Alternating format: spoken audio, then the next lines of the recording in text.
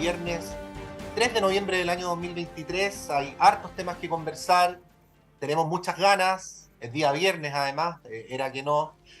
Así es que vamos a darle inmediatamente la palabra a quien conduce este programa, con quien conducimos este programa todas las mañanas, la editora general de nuestro departamento de prensa, Montserrat Rolano. ¿Cómo estás, Monse? Buenos días.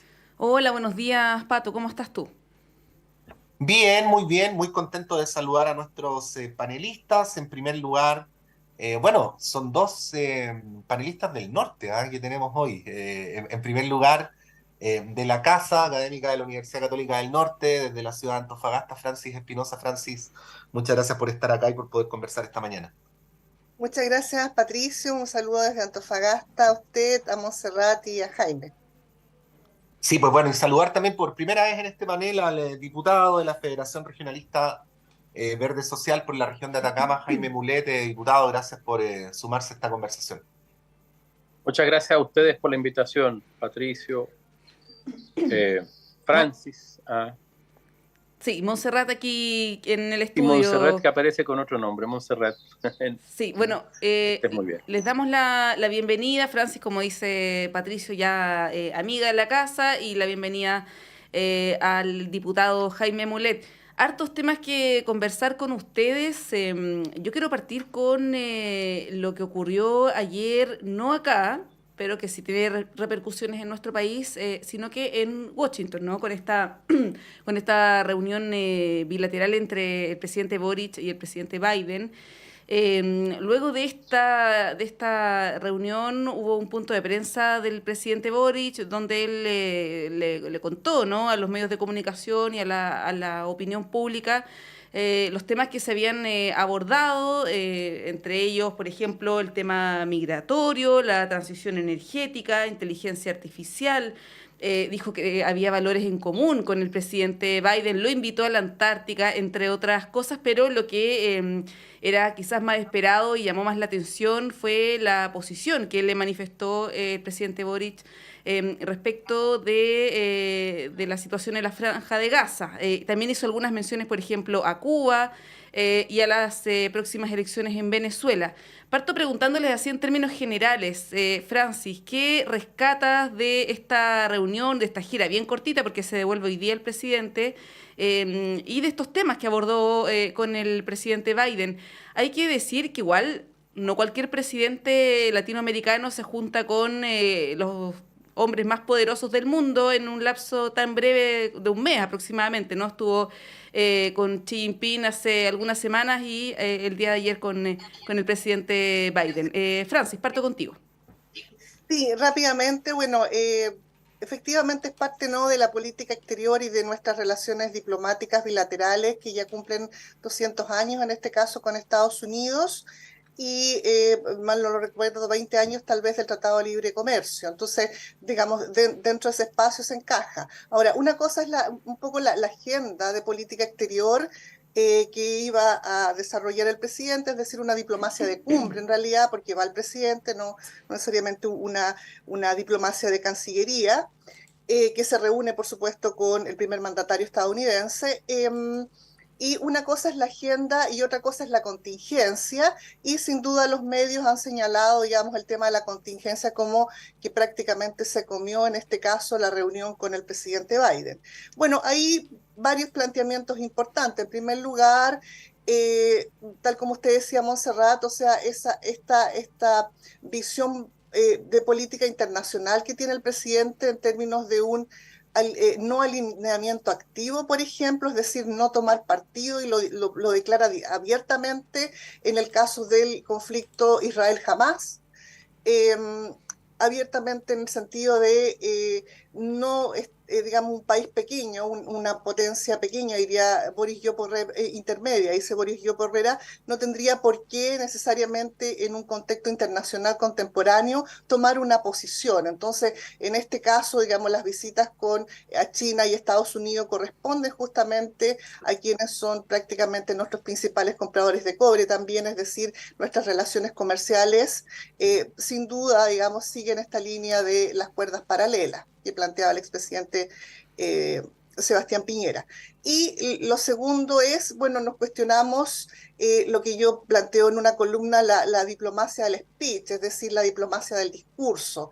El presidente Boric nos tiene acostumbrados a esta diplomacia del discurso, que pudiésemos estar en contra o a favor, pero finalmente a mí lo que me parece extremadamente atractivo es que hay una posición clara en temas que son importantes y que no lo tiene necesariamente, no lo tiene Brasil, por ejemplo, una posición clara específicamente en términos de dos conflictos, y termino para darle paso a Jaime, el conflicto Rusia-Ucrania y el conflicto Israel-Hamas. O sea, digamos, hay una postura clara, incluso en el segundo conflicto se pudiese ver como un antisemismo, pero la verdad es que yo creo que es una postura bastante interesante. Hace poco yo estuve en Italia y se me acercó un colega palestino y una colega ucraniana a darme las gracias, digamos, por el apoyo del país frente a estas dos potencias menores, frente a conflictos tan complejos. Entonces yo tengo la impresión de que eso todavía nosotros no lo dimensionamos como una diplomacia del speech, como una diplomacia del discurso, y digamos tal vez lo cuestionable es si en el contexto de nuestras relaciones comerciales debiésemos ser tan explícitos en esta diplomacia o seguir un poco la línea que ha seguido el resto de América Latina en términos de este no alineamiento activo. Sí, diputado, bueno, a propósito de los discursos, y también recogiendo un poco la invitación de Francis a salirnos un poquito de la coyuntura.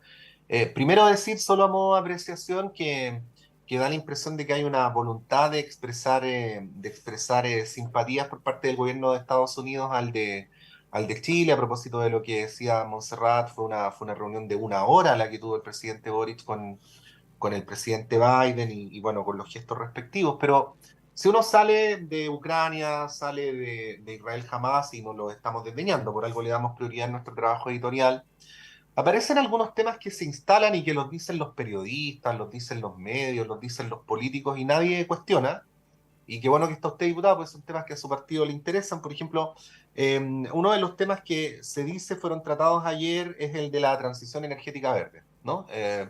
Pero bueno, al final nadie tiene muy claro qué es la transición energética verde, de qué manera eso se aterriza en la relación entre Chile y Estados Unidos. Luego, efectivamente, como planteaba Francis, se están cumpliendo 20 años del Tratado de Libre Comercio entre Chile y Estados Unidos. El presidente dice la pasada, ha sido un buen acuerdo para los dos países, pero más allá de la afirmación, no hay estudios, no hay debate, en fin, creo que son temas de fondo, que a veces pasan así como rápido en la discursividad de los dirigentes y a veces también en la descripción de los medios. Ahí quería preguntarle cómo lo ve más allá de los titulares, que es lo poco que podemos saber luego de las versiones oficiales del día de ayer. Está en silencio, diputado. Muchas gracias. Estaba escuchando con atención a Francis y a usted. Yo en primer lugar quiero decir que es una visita que uno puede declarar, aunque muy corta, pero exitosa, sin lugar a dudas. Usted lo decía, una larga reunión con el presidente Biden no es una cosa habitual frente a un país, cierto, relativamente pequeño en el concierto mundial como lo es Chile. Y eso creo que además las imágenes que se ven como imágenes también y algunas expresiones que se dan como de simpatía, como una reunión cómoda, digamos, no tensa. A veces uno ve las reuniones internacionales, se nota la tensión en las caras. Creo que eso habla bien de la relación también y de la manera como se expresa y cómo aborda los temas el presidente Boric, que tiene la capacidad de empatizar, ¿cierto?, en estos diálogos que son muy relevantes, porque son diálogos de mandatarios. Ahora, estamos en un contexto también que no hay que olvidarse, lo decía muy bien Francis, son 200 años de relaciones. Hay un vínculo desde la independencia de Chile con Estados Unidos, o sea, eso es innegable, y Estados Unidos, obviamente, pese a que América Latina, como se dice siempre, aparece como un patio trasero, bueno, tiene cierta preocupación de mantener esos vínculos que tienen ya 2 siglos. Creo que es cierto esta diplomacia del speech, como dice Francis. Yo diría diplomacia y política un poco del speech que se ha ido imponiendo a nivel nacional, a nivel internacional, declaraciones a veces grandilocuentes, pero que van fijando posturas. uno no ve un tejido previo, posterior, sino que más bien posiciones que se van tomando en la Asamblea General de Naciones Unidas o en otros encuentros internacionales o en estos encuentros binacionales. Pero creo que así se está construyendo en general la política y también la política internacional en parte por lo que uno va viendo. A mí personalmente no me gusta esa política del speech, pero es lo que está sucediendo y uno tendrá que sacar las conclusiones y se va también generando efectos de esos speech, de esos discursos que van produciendo los efectos dentro y fuera de los países. Yo creo que lo más relevante de todo esto tiene que ver con esta posición de no alineamiento del país. Yo creo que eso es muy claro. Hace un par de semanas con el presidente de la República Popular China, ahora con el presidente de los Estados Unidos. Eso no lo hace cualquier país de Sudamérica, digamos, o cualquier país en vías de desarrollo, con economías relativamente pequeñas como la nuestra. Y eso revela con claridad, digamos, la posición que ha ido tomando el gobierno, que mantiene más bien una tradición de los últimos años. Recuerdo muy bien la posición del expresidente Lagos a propósito de la invasión de los Estados Unidos a Irak, digamos, y la postura que toma con mucha claridad en un momento complejo, es cierto, después del ataque a las Torres Gemelas, en fin, una posición que toma Chile de manera muy, muy clara en aquel entonces. Y creo que eso es lo sustantivo, se mantiene una línea y se van colocando los temas nuevos contingentes en el concierto mundial. El energético, por cierto, es muy importante y Chile tiene mucho que decir en el tema de la transición hacia la energía verde, por lo que todos sabemos, por nuestros yacimientos de litio, por la posibilidad de generar hidrógeno verde con toda la capacidad que tenemos para generar energía renovable no convencional, eólica fundamentalmente, solar, con las capacidades que estamos instalando ya para almacenar energía verde, digamos, ya el gobierno ha hecho una propuesta en ese sentido y ha ido posicionando en sus relaciones con Europa también, cuando vino la presidenta de la Unión Europea, ese tema con China, ahora con Estados Unidos, yo creo que va un poco señalando el interés de Chile de ser un actor relevante por tener estos elementos también muy importantes, como el cobre, ¿cierto?, en un proceso de transición energética que está iniciándose y que es muy importante y absolutamente necesario para evitar un desastre total a propósito del cambio climático, de la ebullición planetaria. Y eso ha sido muy claro. Ayer leía, ¿cierto?, algunos informes que señalaban que sin hidrógeno verde va a ser imposible abordar, digamos, el tema. O sea, entonces creo que Boris va colocando los temas y va fijando en cierta ambivalencia a veces en el tema de algunos conflictos. Hace algunos días le da duro a Israel, ¿cierto?, y hace la consulta el embajador. Ayer hace también un guiño y hace una condena al grupo Hamas, pero con claridad y con una mirada de un país que, diría yo, se hace respetar en el concierto internacional y va fijando posiciones en temas que son extremadamente complejos también, tomando partido con claridad en algunas cosas, con otras con cierta ambigüedad dentro del marco de la diplomacia, pero poniendo el foco también en los temas que son muy relevantes en materia económica.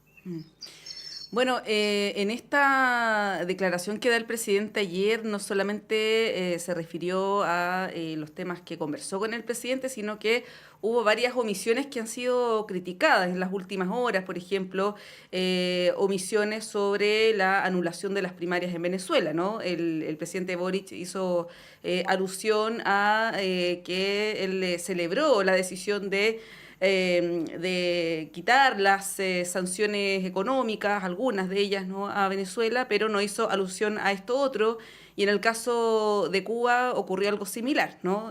No hizo alusión al régimen político, pero sí hizo un llamado a que se retirara de la lista de países que promueven el terrorismo, que tiene una serie de efectos también incluso para nuestro país. Pero bueno, les propongo que sigamos conversando el tema internacional a propósito de lo que está pasando en la Franja de Gaza, pero antes de eso quiero que vayamos a nuestro país rápidamente y bueno, nos podemos tomar el tiempo que sea necesario para abordar lo que está pasando con el proceso constitucional y cómo se van alineando las fuerzas políticas. Ya prácticamente todos los partidos han tomado posición. Creo que hoy día en la tarde lo hace Evópoli y otro partido más del oficialismo, pero es predecible, ¿no?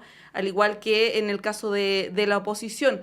Se intenta, Francis, replicar de alguna manera un escenario apruebo rechazo, pero lo que hemos visto las últimas horas es que eso no va a ocurrir necesariamente, ¿no? Porque varios personeros que votaron por el rechazo, que hicieron campaña por el rechazo, hoy día, por ejemplo, en La Tercera viene una entrevista a Genaro Arriagada donde él da cuenta que va a votar por el en contra, al igual como lo anunció Jorge Correa Sutil y distintos otros integrantes del centro político, ¿no? Que estuvieron antes por el rechazo y ahora van a votar por el en contra. ¿Cómo ves, Francis, este alineamiento de fuerza y estos ingentes esfuerzos que ha hecho la oposición Chile Vamos por aglutinar a fuerzas de centro o autodenominadas de centro para dar una sensación de transversalidad que hasta el momento no sé si se ha cumplido? ¿Cómo lo ves tú? Sí, bueno, es señalar que las encuestas todavía, digamos, están en un 70%, 67% más o menos en favor del rechazo. En segundo lugar, digamos, de qué manera o cómo finalmente este proceso, digamos, va incurriendo en varios fenómenos políticos. Por ejemplo, la presidencialización cuando ocurre, digamos, el altercado entre Evelyn Matei y José Antonio Kast. Y que finalmente impacta seguramente, por eso finalmente la centro derecha decide no ponerlo en la franja televisiva, sino que dejarlo aparentemente en temas de territorialidad, justamente para que no siga tiñendo este proceso, digamos, de elecciones posteriores. Y lo tercero que usted bien decía, Montserrat, de qué manera finalmente los partidos políticos, en primer lugar, se hacen parte del proceso y en segundo lugar, digamos, ya alinean visiones, ¿no? Acá un poco un plebiscito necesariamente plantea una polarización de visiones, o sea, está claro un sí, un no, un apruebo, un rechazo, o sea, eso está lógico, pero lo curioso, como bien decía usted, Montserrat, es que a pesar de que quedan, digamos, un tiempo, ¿no? 40 y tantos días, me parece que quedan, o tal vez un poquito más, eh, me da la impresión de que todavía, digamos, por lo menos la centro derecha ha tenido algunos descuelgues que ha preocupado, digamos, la opción del apruebo. Entonces, si bien no podríamos asegurar, digamos, que va a ganar el rechazo, a lo mejor puede haber un margen muy estrecho, pero sí lo que pudiésemos decir es que la gente ya no está tan convencida de que finalmente este documento final, valga la redundancia, ¿no? Esta carta, este texto, en realidad esta propuesta, pudiese finalmente convocar a todos los chilenos y chilenas. Yo creo que es en algunos aspectos fundamentales, tal vez que no vale la pena mencionar el contenido, sino más bien el análisis político, y en ese sentido, digamos, hay algunos descuelgues desde la derecha. Y en el caso de la centroizquierda, bueno, ya el oficialismo ha planteado su postura hacia, no así la moneda, hacia el rechazo, y seguramente, digamos, se espera algunas alineaciones tal vez de la democracia cristiana o algo así, en función de que finalmente en una posdemocracia, aun cuando los partidos políticos no den libertad de opción a sus militantes y simpatizantes, es posible que finalmente la gente termine votando por la opción que se siente más convocado o convocada. Entonces yo tengo la impresión de que el juego político, digamos, está bastante, digamos, fluctuante, la atmósfera política también, pero algo que a mí me fascina, que en el fondo tenemos, hay una politización nuevamente del país, en el sentido que hay una discusión, hay discusiones públicas en términos de un proceso constituyente. Ahora, un poco la visión del rechazo es, bueno, digamos, por un tiempo podemos quedarnos con una carta magna que no esté tan hacia la derecha como el texto que se está planteando. Y, digamos, seguramente la propaganda, que es algo que va a jugar un rol fundamental, va a plantear un poco la idea de qué manera nos estamos quedando con una constitución pinochetista. Me parece atractivo, digamos, esta discusión en la ciudadanía, me parece interesante también esta orientación que están tomando los partidos políticos, a pesar de que nunca estuvieron alejados del proceso, a diferencia del proceso anterior. Y a diferencia del proceso anterior, y con esto termino, creo que no ha habido necesariamente una pedagogía tanto del apruebo como el rechazo. Pero tengo la impresión de que la ciudadanía más bien tiene claro si quiere esa propuesta de Carta Magna o no. Vamos a seguir conversando sobre esto, con Francis Espinosa, con el diputado Jaime Mulet, con Monse, pero antes vamos a ir a un breve alto. La Radio Universidad de Chile, a través del 102.5, sus plataformas, la red de radios que piensan, continúa con ustedes. Chile TV va a empezar la transmisión especial que están llevando a cabo con motivo de estos Juegos Panamericanos. Vamos y volvemos con la conversación.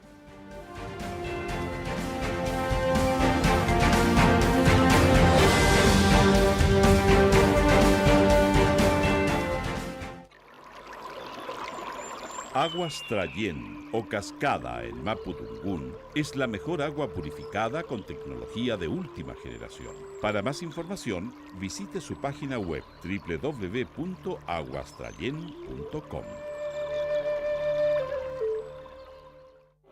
Aquellos que serán perseguidos. Radio Universidad de Chile les invita a escuchar todos los domingos a las 19 horas el radioteatro Expedientes, Historias de la Universidad en Dictadura, una serie documental que relata las historias de los estudiantes, profesores y trabajadores que fueron acosados administrativamente durante la dictadura al interior de nuestra casa de estudios. Un programa desarrollado colaborativamente por el Teatro Nacional Chileno, el Archivo Central Andrés Bello y Radio Universidad de Chile, todos los domingos a las 19 horas en el 102.5 FM y radio.uchile.cl. Los aviones siguen atacando el Palacio de la Moneda.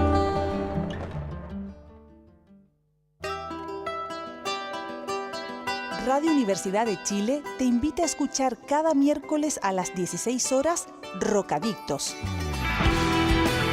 Un espacio donde te enterarás de terremotos, sequías, erupciones volcánicas, aluviones y todo lo que ocurre en torno a las ciencias de la Tierra en nuestro país y el mundo. Todo eso es motivo de conversación en Rocadictos. Académicos y académicas de los departamentos de Geología, Geofísica y del Centro de Ciencias del Clima y la Resiliencia de la Universidad de Chile se reunirán cada miércoles a las 16 horas para explicar estos fenómenos y responder tus preguntas. Rocadictos, miércoles 16 horas por Radio Universidad de Chile, 102.5 FM y radio.uchile.cl. Esta es la canción de la alegría. Todo canta conmigo. Sala Máster de Radio Universidad de Chile los quiere invitar a sintonizar este próximo viernes 3 de noviembre a las 20 horas en punto el concierto del trovador y humorista nacional Felo, quien regresa a Sala Máster a celebrar 20 años del disco Felo Carril, grabado en vivo en este mismo escenario el año 2003. Con entradas totalmente agotadas para sus dos funciones en Sala Máster, el humor, la ironía y las canciones de este artista nacional serán presentes en un encuentro musical inolvidable. Los invitamos a disfrutar en directo de esta presentación en Sala Máster el próximo viernes 3 de noviembre a las 20 horas en punto a través del 102.5 FM y online en radio.uchile.cl. Felo en Sala Máster. Cuando Lolo para en una esquina.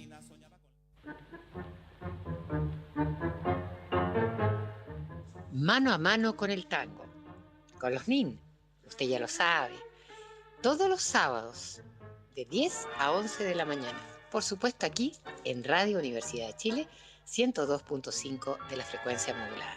No se olviden, todos los sábados de 10 a 11 de la mañana, mano a mano con el tango.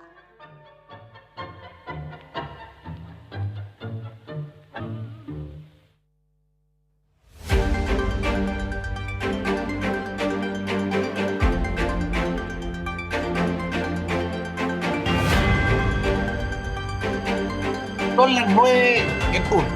Con Montserrat Rolano, Francis Espinosa y el diputado Jaime Mulet a esta hora de la mañana. Vamos a continuar con el análisis del proceso constituyente. Francis ya había establecido algunos puntos que nos invitaba a conversar. Bueno, diputado, a mí me llama la atención que la vez anterior algunos decían una que nos una, y ahora el argumento ya no es ese, sino es mejor que la Constitución del 80. Ahora, lo curioso es que el argumento que uno tiende a ver desde el oficialismo es precisamente ese. Esta propuesta no une, no incluye. No estoy viendo mucha discusión sobre los contenidos, ¿ah? Yo sé que faltan varios días, pero por de pronto están más bien puestos los acentos ahí que en si la Constitución es más o menos pinochetista, más o menos regresiva en derechos y así sucesivamente. Y por último, plantear que según algunos artículos que han aparecido, la estrategia del oficialismo-gobierno sería más bien enfatizar en eso, ¿no? En la falta de inclusión, y presentar una campaña más bien ciudadana donde los partidos estén en una segunda fila. Que déjeme decirle, en lo mismo que se le criticaba a Chile Vamos en la campaña anterior, donde los dirigentes de la UDI y Renovación Nacional aparecían re pocos, salvo los últimos días. Bueno, ¿cómo está viendo el derrotero, ¿no? Los cientistas políticos hablan de clivaje, ¿no? Donde uno pone la línea divisoria para efectos de decir hay más de este lado que del otro y por lo tanto podemos ganar. Mire, usted hace una buena síntesis. Yo estaba participando en las reuniones del oficialismo y claramente, bueno, voy a partir por ahí, creo que lo lógico, además, es hacer una campaña muy ciudadana y no tan partidizada. Eso creo que tácticamente es importante hacer. Hoy día la versión que hay de la ciudadanía hacia los partidos políticos en general es clara y categórica, todas las encuestas lo indican. Entonces, poner la marca de los partidos por delante, digamos, es no solamente poco útil, sino que y poco eficiente. Es casi suicida, ¿ah? Y eso hay que entender. Pero los partidos políticos, si bien es cierto están desprestigiados, tienen también gente, movimientos ciudadanos dentro, que se expresan de otra manera y que la idea es que estén presentes también en el debate a propósito del debate que se tiene que dar y la campaña que se tiene que dar por la campaña en contra por parte nuestra, ¿cierto? O a favor por otros sectores. Entonces creo que eso es lo inteligente, lo que hay que hacer, no tiene nada de malo ni de sospechoso, sino que una estrategia de orden comunicacional, digamos, donde obviamente los partidos tampoco se van a esconder, pero van a privilegiar también abrir, ¿cierto?, a otro mundo ciudadano, como se dice, que participe activamente también y que opine en este proceso. En general, el oficialismo, ya prácticamente todos los partidos se han pronunciado por el voto en contra. Faltan algunos, nosotros tenemos que cumplir un trámite formal en orden a que sea la Convención Nacional, el órgano intermedio colegiado que se llama la Ley de los Partidos Políticos, y el Partido Radical también falta ese pronunciamiento que lo va a hacer el 7, y otros, pero son los pronunciamientos jurídicos, digamos, pero ya el ambiente es claro que van a pronunciarse en contra. Y yo creo que de eso no había mucha duda. Lo que hubo fue una decisión de esperar hasta último minuto por si ocurría algún milagro. Conversamos eso, o sea, actuar con mucha responsabilidad y esperar hasta la comisión mixta, y la de expertos un poquito antes, para ver si habían algunos ajustes que nos interesaban mucho a nosotros y podía hacerse más pasable una mirada hacia votar a favor, pero no fue posible. La Constitución en sus etapas finales también fue dominada por el Partido Republicano y se impuso una Constitución con una mirada preferentemente o impulsada por los republicanos y no estuvieron dispuestos a hacer algún tipo de concesiones, de buscar una Constitución más una casa común, digamos, más con grados de consenso. O sea, claramente las votaciones se alinearon y la derecha se impuso, digamos, a una minoría del oficialismo. Y no hubo esa, yo diría inteligencia, iba a decir generosidad, pero no es generosidad, creo yo, del Partido Republicano. Lo que a nuestro juicio pone en riesgo, obviamente, la aprobación. Y creemos que el voto en contra va a ser mayoritario, pero hay que esperar el proceso. Por otra parte, creo que se ha ido produciendo, lo decía Francis, cierta escisión en algunos actores de derecho que trabajan con la derecha. Y que no son actores simples, sectores que fueron de la democracia cristiana, que estuvieron claramente con el rechazo en la vuelta pasada. Por ejemplo, está el artículo que escribe Ignacio Walker, y otros sectores que están en el centro político, en el socialcristianismo particularmente algunos, que se caen, ¿cierto? Y están construyendo una alternativa también hacia el voto en contra. Y por otra parte, la punta de la extrema derecha, ¿cierto? Con Marinovich, con algunos senadores que están también por el voto en contra, y creo que también eso genera un efecto que no ocurrió en el proceso anterior y que no deja de ser interesante.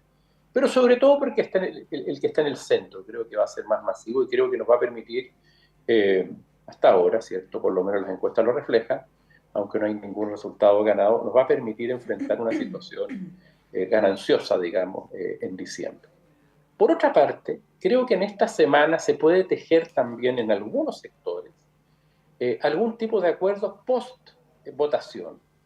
Hay sectores que dicen, mira, no resultó este segundo proceso, sobre todo gente filocentro que estuvo, ¿cierto?, por el rechazo en el proceso anterior y que están tomando decisión de votar en contra, pero puede que condicionen algunos aspectos y traten de comprometer a los partidos oficialistas en algunas modificaciones hacia adelante.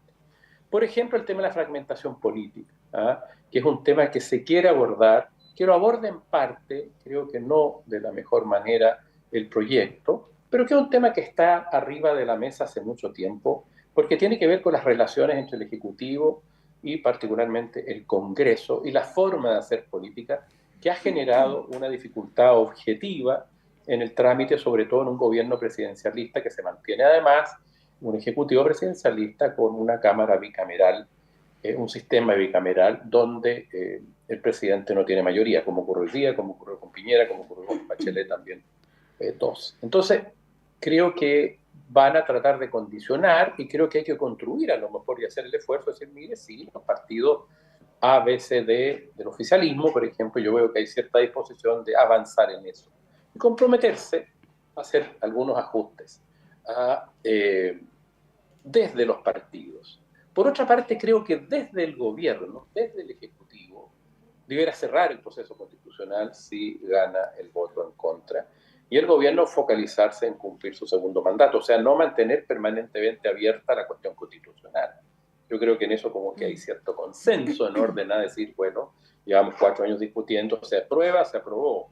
Bueno, a mí no me gustaría que se apruebe, habrá que tratar de hacer modificaciones en un contexto, en el nuevo contexto de una nueva constitución, y si se vota en contra, bueno, oye, no vamos al tiro por un nuevo proceso. Habrá que hacer algunos ajustes conforme a las reglas que tiene la Constitución, algunos compromisos, pero no entrar en un proceso constituyente. Nosotros lo dijimos desde un momento, y Flavia Torrealba fue muy clara en eso. Cuando dijo antes de este segundo proceso, mire, el momento constituyente se acabó, esperemos, la gente ya está en otra, digamos, no está el país en un estado, ¿cierto?, de generar un cambio constitucional.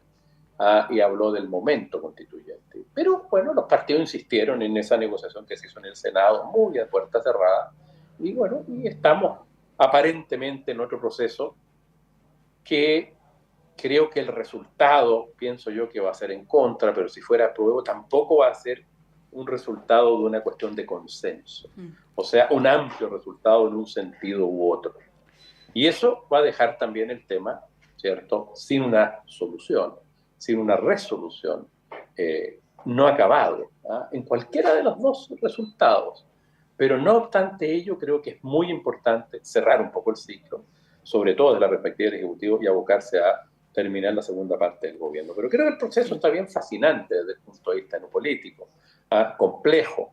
Pero esto, que uno lo puede decir, mira, está fascinante, uno ve cómo se van moviendo las distintas posiciones, cómo cambia la gente que estuvo en el rechazo y hoy día muchos votando por el voto en contra. Pero obviamente eso genera efectos en el mundo económico, efectos en el mundo social, efectos en la generalidad de los chilenos y chilenas que creo que hay que cerrar después de diciembre hasta que se dé otro momento constituyente.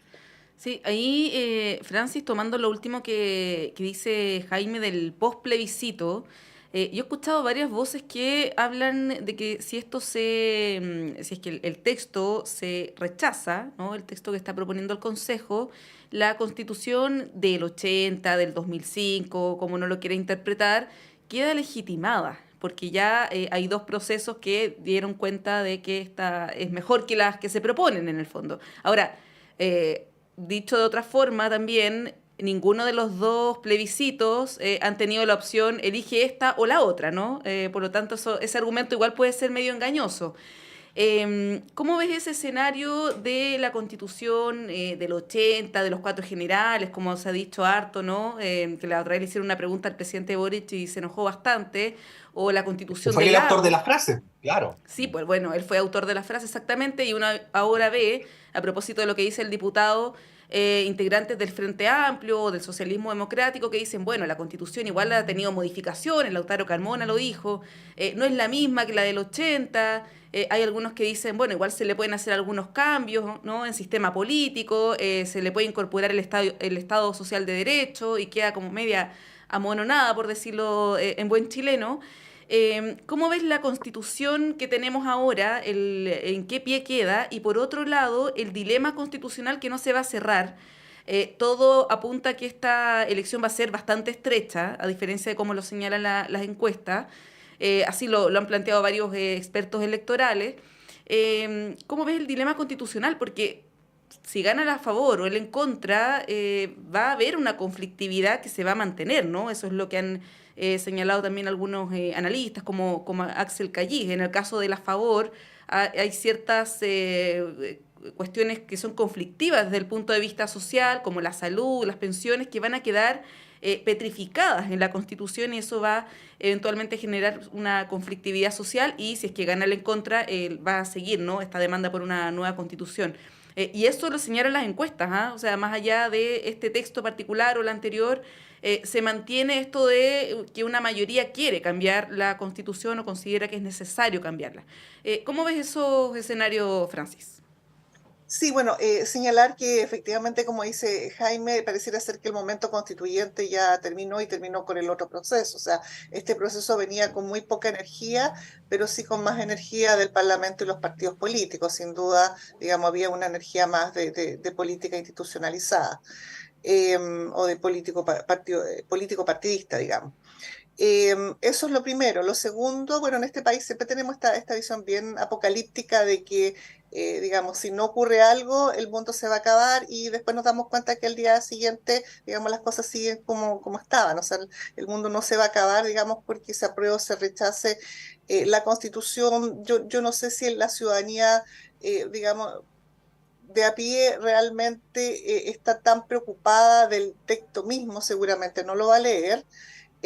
Pero sí, como bien decía Montserrat, está preocupada de las problemáticas, digamos, del día a día que tienen que ver con pensiones, con salud, con educación y con una serie digamos, de temas que un poco la centro derecha ha planteado como, digamos, como parte de un proceso de desarrollo y crecimiento del país, y yo creo que es un grave error, a pesar de que podríamos contrastar visiones ideológicas, sino que el Estado es quien debe proveer ciertas condiciones, por lo menos unos mínimos comunes, en términos de bienestar, digamos, social y humano. Entonces, yo creo que eso me parece que es fundamental tenerlo claro. Ahora, recordemos también que un poco la sensación que queda a la ciudadanía es que en el fondo, si el primer proceso, digamos, fracasaba, nos quedábamos con la Constitución y no era necesario hacer un siguiente proceso.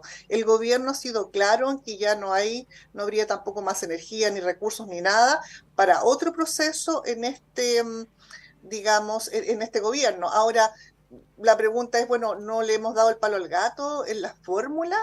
En las fórmulas que hemos ido aplicando para generar una constitución, o se van a plantear otras fórmulas como que el Parlamento redacte, digamos, la constitución, o que en el fondo se planteen asambleas constituyentes, o que retomemos el modelo de la expresidenta Michelle Bachelet. Eso yo creo que está todavía en veremos, como que finalmente en Chile la política, o América Latina también lo es bastante reactiva, es decir, ocurre y digamos, vamos a buscar las soluciones ahí. La verdad es que yo no sería tan determinante en decir que es una constitución pinochetista. Yo creo que esta constitución ha tenido varias modificaciones, pero sin duda, digamos, no apunta hacia aquellos aspectos que son importantes, que es la conformación de un modelo económico como un capitalismo más responsable, le llamarían algunos expertos, y tampoco la institucionalidad política, digamos, se hace cargo de esta necesidad, digamos, incluso de democracias un poquito más participativa. Entonces, yo tengo la impresión de que esos son temas que necesariamente requieren una alta discusión política, y no sé si las normativas menores son capaces de abordar esos temas más allá digamos, de las preocupaciones ciudadanas por el día a día. Tengo la impresión de que es importante tal vez volver a discutir temas que tienen que ver con, incluso, creo que lo decía Jaime Quintana, los temas que tienen que ver con nuestra matriz energética, por ejemplo, o con nuestras matrices productivas. Vamos a seguir siendo un país extractivista con las consecuencias que eso conlleva. O sea, hay una serie de elementos que requieren discusión de alta política, y es donde se va a dar esa discusión de alta política. Bueno, a veces de las discusiones de los zapatos chinos discursivos, Francis, diputado, se sale con simpleza. Pues ayer yo le entrevistaba a la comisionada Catalina Lagos y le decía, bueno, Catalina, el presidente de la República dijo que cualquier constitución en democracia era mejor que la de los cuatro generales, y ella me contestó algo así como, bueno, yo pensaba lo mismo, pero es peor, pues. Bueno, en la opinión de ella, ¿no? Pero quiero decir, respondió de una manera sencilla a un asunto que obviamente ha sido parte de la estrategia de la derecha en el sentido de sacar al presidente al pizarrón. Bueno, hay mucho que hablar sobre esto, le vamos a seguir dando continuidad, pero les quería invitar, porque tampoco queremos dejar fuera de este panel, que le dediquemos algunos minutos a lo que está pasando en Gaza. Los reportes que llegan son terribles, la verdad, terribles. No solamente en términos de lo que uno lee y de lo que uno cuenta, sino de lo que uno ve, las imágenes circulan. Y obviamente un conflicto de esta envergadura llega a un país como Chile. Más temprano entrevistábamos al senador Insulza y él nos recordaba que había más palestinos en Chile que en todo el resto de América Latina, ¿no? Y que fuera de Palestina, el Líbano y Jordania, había en Chile más palestinos que en todo el resto del mundo. Entonces él, junto con señalar que la conducta del gobierno de Israel era inaceptable, decía que no era viable esperar que el gobierno no tuviera una posición como la que ha tenido sobre este tema, y hizo énfasis además en que el gobierno ha sido recurrente en cuestionar el carácter terrorista de la acción de Hamas que dio origen, ¿no?, a esta nueva fase del conflicto desde el 7 de octubre en adelante. ¿Cómo usted, diputado, no le voy a preguntar por lo de allá, aunque si quiere referirse a lo de allá está bien, pero ¿cómo ve usted el aterrizaje que ha tenido acá el tema, ¿no?, y en la manera en que el gobierno chileno ha conducido esta situación? Bueno, yo veo obviamente al gobierno, de acuerdo a lo que conversábamos al principio a propósito de la visita en Estados Unidos, ¿cierto? De esta política internacional del speech, un poco, que no lo digo en sentido peyorativo, sino que creo que se impone quizás por la mediatización que hay en general también de la política y la inmediatez, ¿ah? Pero creo que el gobierno ha condenado con claridad el ataque terrorista inicial del grupo Hamas, y lo hizo con mucha claridad en un inicio, y posteriormente, a propósito de la reacción del Estado de Israel, ¿cierto?, inmediata, uno la podría entender, pero la reacción de semanas posteriores, lo que está pasando ahora, es realmente una situación dramática, y creo que el presidente, con la consulta que hace al embajador de Israel, al embajador de Chile en Israel, es bastante claro y toma una posición, digamos, dura, digamos, respecto al Estado de Israel y su reacción. Creo que esos dos focos señalan un poco lo que estamos haciendo como país, digamos. Y creo que el debate que se da, obviamente, en las redes sociales y en el mundo de la política, digamos, se toma partido de una u otra manera a favor o en contra de alguno de los dos partícipes de este conflicto, pero creo que ha ido quedando en evidencia también para las personas comunes y corrientes, ¿cierto?, que hay una situación tremendamente de abuso hoy día y genocida respecto a lo que está pasando en Gaza, digamos. Toda la información que recibimos es una información bastante clara en ese sentido. La renuncia del día de ayer, entiendo, de un alto funcionario de Naciones Unidas, que uno lee el texto y bueno, hace presente el genocidio que está ocurriendo en la Franja de Gaza con mucha claridad, que le dan, claro, uno ve imágenes, las guerras hoy día, este es un conflicto, ¿cierto?, tan mediatizado también, que es difícil saber qué es lo que es verdad, qué es lo que es mentira, pero creo que la evidencia es muy clara en orden a que está ocurriendo una situación dramática de genocidio en Gaza. Yo por lo menos he ido tomando esa convicción. Fui muy renuente al principio porque al final la alimentación noticiosa no es objetiva, digamos. Y uno tiene que ir separando la paja del grano, leyendo artículos en distintos medios de comunicación, buscando objetividad en esta materia. Pero la evidencia hoy día es realmente demoledora, digamos. Uno ve, ¿cierto?, cómo se ha ido destruyendo la ciudad, ve los mismos informes de resolución de Naciones Unidas, los escucha, y creo que es un verdadero genocidio lo que está ocurriendo. Esa es mi impresión. Creo que Chile como Estado ha estado bien condenando el ataque terrorista de Gaza, porque sin duda, de Hamas, porque sin duda lo fue, pero la reacción, uno puede haber entendido la reacción inmediata. Hay otras maneras de controlar una situación de esa naturaleza. Leí al ex general norteamericano, que fue después director de la CIA, el día de ayer, me parece, en un medio de comunicación.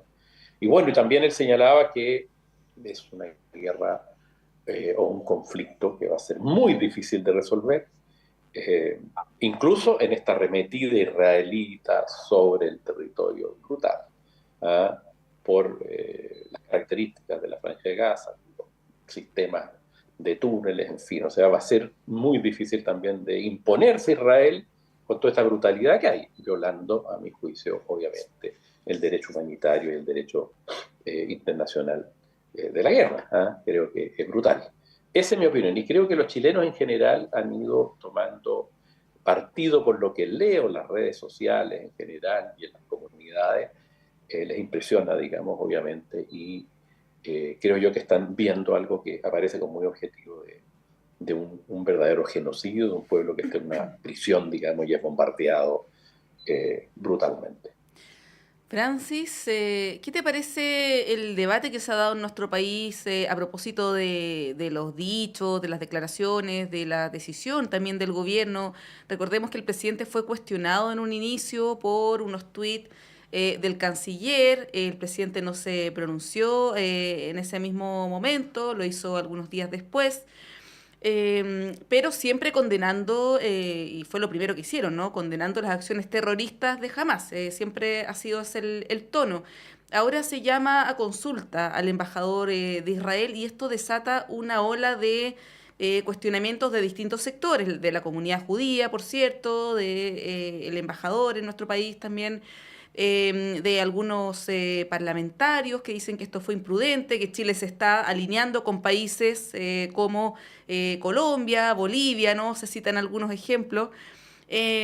¿Cómo ves esto? Porque además ocurrió coincidentemente en las últimas horas que hubo una cadena de noticias falsas promovida por un medio de comunicación, lo voy a citar, Infobae, que hace mención a una supuesta felicitación de Hamas a Chile y otros países como México, Colombia, a propósito de estas decisiones, cosa que nunca se comprobó que fuera cierta. Además, yo no sé si Hamas tiene alguna cuenta de redes sociales, ¿no? Algún vocero, eso también no sé qué tan cierto, pero se instalan ideas al punto que José Antonio Kast lo postea en redes sociales y esto desencadena una serie de otras declaraciones. Puede ser bien trivial lo que estoy diciendo, Francis, pero es así como también se van instalando ciertas ideas, ¿no? ¿Cómo analizas tú el escenario en nuestro país, el debate que ha habido a propósito de este tema, la posición chilena? ¿Te parece acertada? ¿Te parece quizás desmedida? ¿Cómo lo ves? Sí, bueno, recordar que el presidente ha mostrado, digamos, alguna tendencia clara, y yo no le llamaría antisemita directamente, o sea, digamos, en casos puntuales como digamos, el dejar en stand-by la entrega de las cartas credenciales del embajador, por ejemplo, en un momento en la cual efectivamente hubo un ataque israelita al pueblo palestino. Entonces yo tengo la impresión de que él está claro en este caso. A lo mejor no toda la Cancillería pudiese estar de acuerdo con su punto de vista, pero él ya venía con antecedentes con respecto, digamos, a su inclinación hacia el pueblo palestino. Me parece que no es tan difícil tener una inclinación hacia un poder que es menor frente, digamos, al ejército más tecnológico del mundo, que es Israel. O sea, uno tiende a, en el fondo, a estar de parte más de la víctima que de los victimarios o de los poderes menores frente a poderes más grandes. Eso por lo de pronto. Ahora, me parece que diplomáticamente, porque, y usted no está equivocada, Montserrat, efectivamente en la diplomacia, el speech o el discurso, hay un cuestionamiento importante en el poder que tiene la palabra, en este caso las noticias falsas, tanto como una bomba atómica. O sea, digamos, Robert Oliver plantea justamente esta discusión de preocupación académica. Entonces me parece que no está errada. Entonces yo siento que hay una visión bastante interesante del presidente en ya salirse un poco de la política del speech y tomar una acción que es llamar en este caso al canciller, no lo llama, digamos, de vuelta al país, porque eso sí generaría una tensión mayor, pero sí, digamos, lo llama a informar sobre la situación de Gaza, y pensando que por lo menos habrían 3 elementos que son importantes, digamos, de violación del derecho internacional. Uno de ellos sería, bueno, el ataque a la población civil. Hace rato, bueno, en el conflicto Rusia-Ucrania sí lo veíamos, pero hace rato que no veíamos conflictos que no fueran quirúrgicos, es decir, sin población civil. Digamos, el ataque a la población civil es bastante complicada. El extremismo en Cisjordania, que ya se venía desarrollando hace rato y que también se culpa en este caso al primer ministro israelí de no tomar cartas en el asunto, de hostigamiento al pueblo palestino. Y también digamos, este planteamiento de Israel de pedir que se evacúe la franja de Gaza, que se escape hacia el sur. Eso implica un movimiento migratorio forzado, que eso también, digamos, es discutible en términos de violación de los derechos humanos. Entonces tengo la impresión de que frente a estos 3 elementos, yo también comparto el punto de vista de Jaime, que aquí hay una justificación, digamos, condenando el ataque suicida y violento digamos, terrorista de Hamás, pero hay un genocidio explícito, una justificación para hacer una limpieza racial que es bastante preocupante. Y eso lo ha planteado también, lo planteó el presidente Joe Biden, también se lo planteó el primer ministro, la preocupación, digamos, por esta represión o por esta ofensiva o defensiva, más bien, digamos, tan atroz en el fondo. Entonces yo tengo la impresión de que frente a la situación, si bien hay un apoyo de Estados Unidos, de las grandes potencias a Israel, pero también se reconoce internacionalmente, digamos, este genocidio que se está llevando a cabo. Ahora, esto yo creo que lo toma el presidente y lo lleva de manera muy clara. Insistiría que no he visto, digamos, pasar desde el speech a la acción en otro mandataria en América Latina, y me parece que eso ya es un gesto, digamos, de diplomacia. La diplomacia siempre funciona antes del conflicto, pero también después del conflicto. Digamos, no es una diplomacia que implique una polarización, pero sí, digamos, una declaración importante hacia un pueblo que está, digamos, la población civil, digamos, está siendo prácticamente masacrada por los ataques de Israel. Entonces, por eso, incluso yo he escuchado, y con esto termino, digamos, en los medios de comunicación que se habla del conflicto Israel-Hamás, no se habla del conflicto Israel-Palestina. Bueno, muy breve a propósito de la mención que hacía Monse a la noticia falsa. Todo es opinable, pero uno debe hacer dentro de los limitados marcos a los que puede acceder un esfuerzo por evitar que se distraiga la atención del tema de fondo. Es decir, no tiene ninguna importancia lo que diga o deje de decir jamás sobre el gobierno de Chile. Lo que realmente importa es lo que diga el gobierno de Chile sobre jamás. Eso es lo que realmente importa, ¿no? Y en eso las expresiones han sido elocuentes y además, como decía el diputado Mulete, reiterativa, sin ir más allá, el día de ayer.